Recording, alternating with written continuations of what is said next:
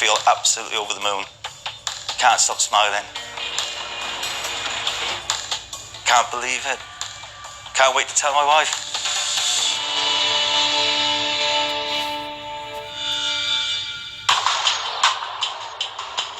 Next to face the dragons is entrepreneur and mother of two, Colleen Wong from London, with a business creation that's close to her heart. This is my third baby, and so it's something I'm really proud of. Being a mom and running a startup, the two go hand in hand. It's a multitasking and having no sleep.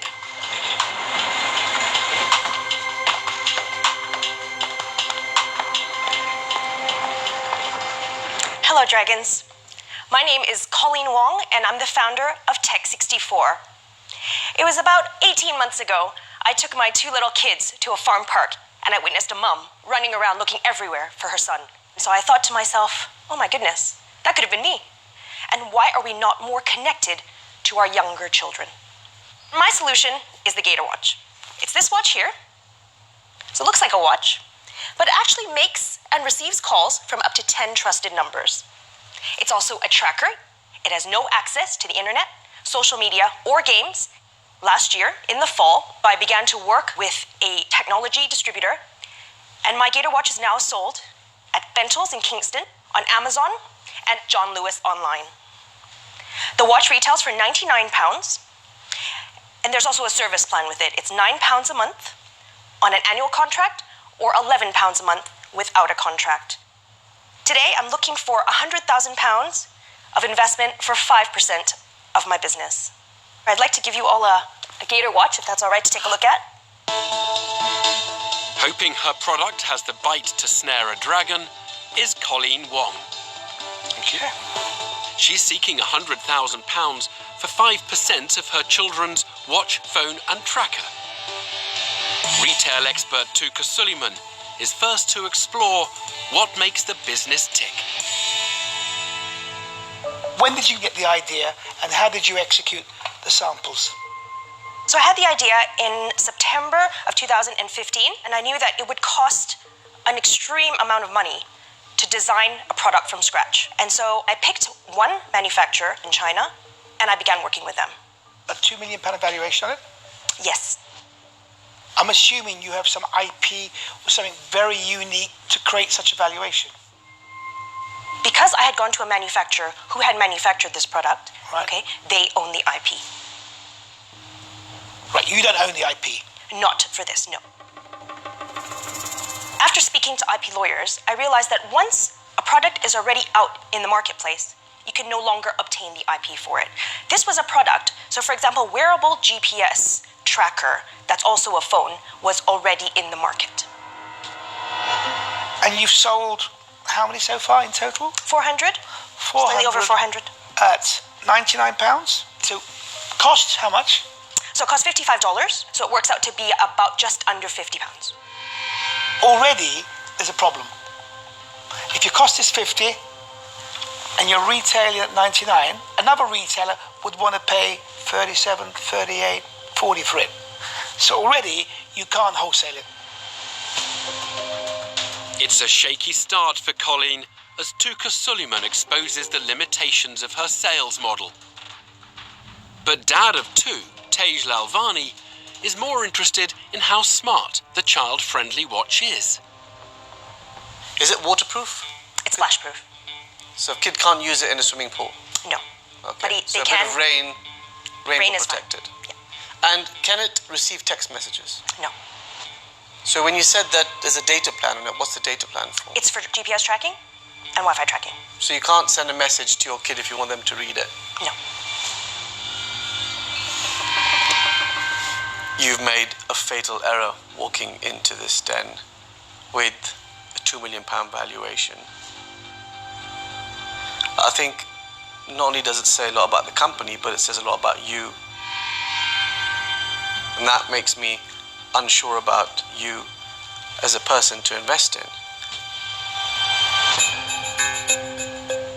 A bitter blow for Colleen as Tej Lalvani hands out a damning assessment of her company price tag.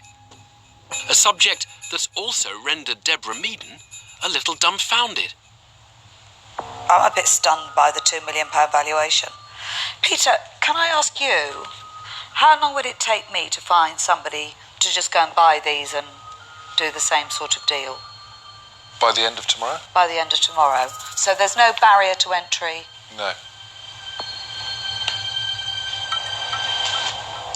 If I could explain the reason for my $2 million valuation. So I work closely with my distributor, and we've worked together to determine what our forecasts are for sales up till the end of the year. But I'm going to have to stop you here. So I am honestly, genuinely stunned. You are forecasting in markets that I can get into just like that. Peter's telling me I could get this product by end of play tomorrow. It's actually a bit of a cheeky valuation. Valuations are a combination of either track record, barriers to entry, you can do something much faster than I could possibly ever do it, IP that says you can't even enter this market without me. Which bit of that have you got? While I've been working with my manufacturer in China, and he's seeing that the brand is growing here in the UK, we've come to an agreement that we are going to join together and jointly own the IP. Sorry, the brand is growing. You've sold 400 watches, but you value your business at £2 million, which is, I'm getting more annoyed as I even say it. Deborah Meaden takes exception to the company's 7-figure valuation. Now, Jenny Campbell wants to know how vital Colleen is to the business setup. Can I just understand, you've got the manufacturer in China owns the IP. Why do they need you? What do you add to that? Because the manufacturer doesn't speak English. And you speak Chinese? I speak fluent Chinese, yes. Okay, all right. So you're a linchpin in terms of making that happen? Yes. Okay, there's a little USP, but it is replicable, obviously. Of course. You talked about jointly sharing the IP with the Chinese manufacturer. Well, I worked with them to improve the design, to improve the app, and so I do have a letter of intent from the Chinese manufacturer. Okay. Could there be traction in the pitch after all, as Jenny Campbell uncovers the entrepreneur's evolving relationship with her partners?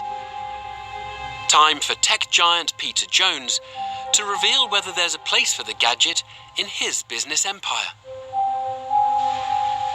I don't really know what more to say, because it's the first time I think this has happened in the den. I don't know whether you realise, but you have actually nothing.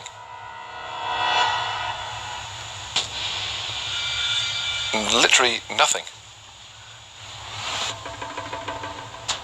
There's over 120 different products of this variant. My offices in Hong Kong have over 30 of these types of products. What you've done is you've taken a manufacturer, you've arranged to have agreement that you can sell their product. You've become now a glorified sales agent, and then you've introduced a distributor into the margin chain. If that's the case, but it's a winning situation for myself as well, to be able to test that this product does sell. Is that wrong? No, it's great for you because you've got a job, but you haven't got a business.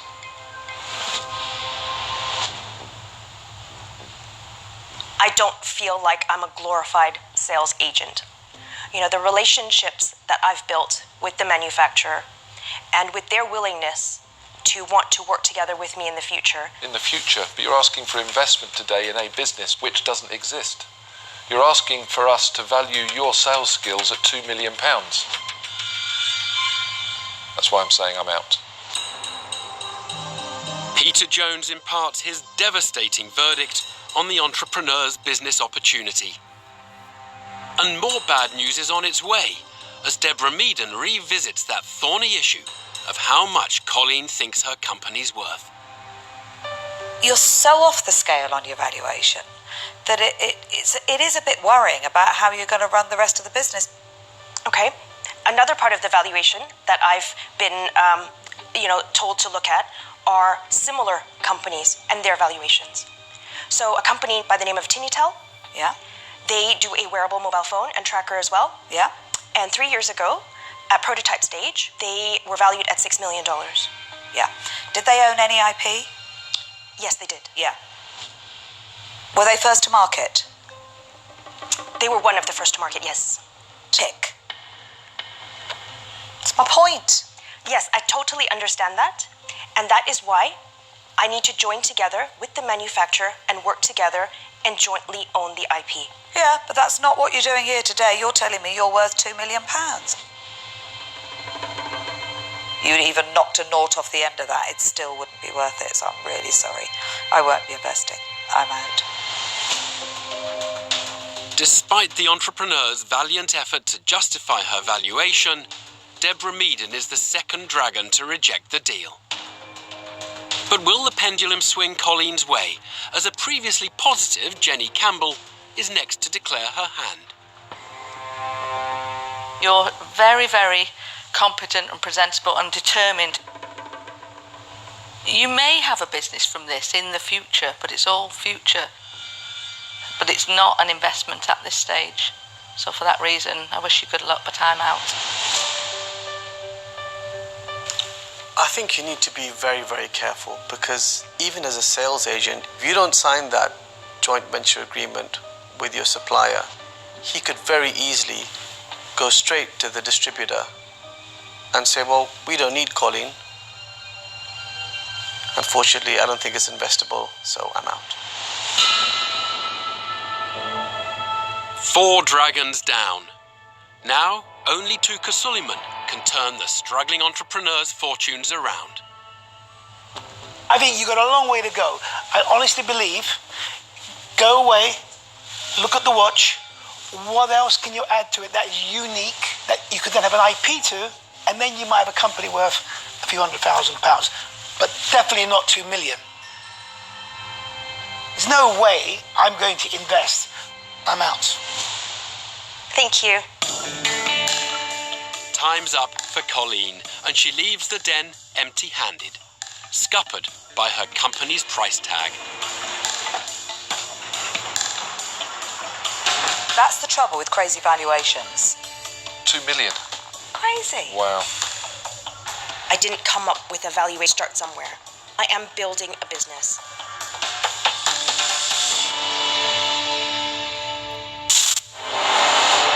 So far, all the dragons have been